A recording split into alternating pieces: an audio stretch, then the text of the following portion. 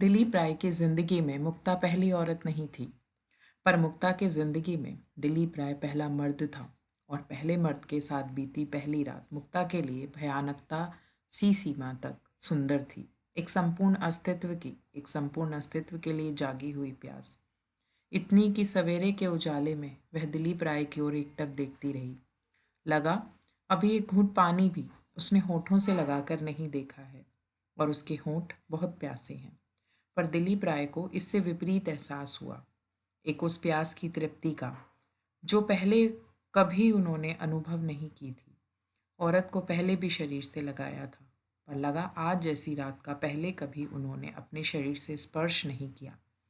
उन्होंने भी सवेरे के उजाले में मुक्ता को हैरानी से देखा, पर दोनों ने अपनी हैरानी के अर्थ समझे, दूसरे की हैरानी के नहीं।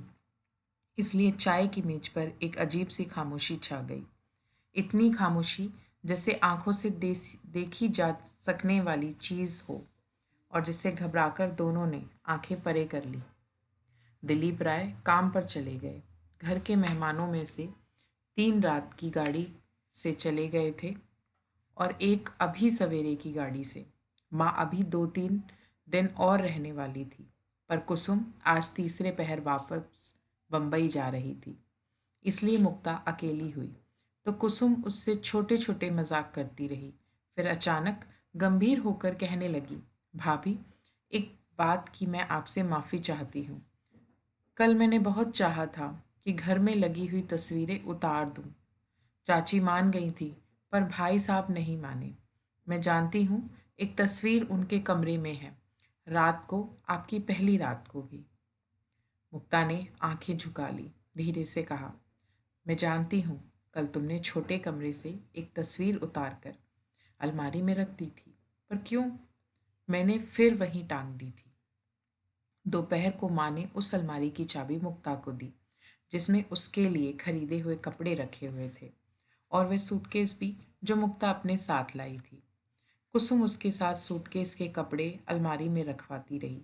उसी ने बताया, पहले भाभी के कपड़े भी बहुत बढ़िया नए पड़े हुए हैं, पर चाची ने उनमें से कोई कपड़ा आपकी अलमारी में नहीं रखवाया है, इसलिए कि शायद आपको यह बात अच्छी ना लगे। अचानक मुक्ता को लगा किसी ने धीरे से उसके कंधे पर हाथ रखा है। यह भी महसूस हुआ यह हाथ कपड़ों के उस बंद ट्रंक में से निकलकर आया है जो घर की माँ ने न जाने कहाँ, शायद कुछ ट्रंकों के नीचे दबाकर रख दिया है। मुक्ता के हाथ अलमारी में कपड़े रखते हुए ठिठक गए।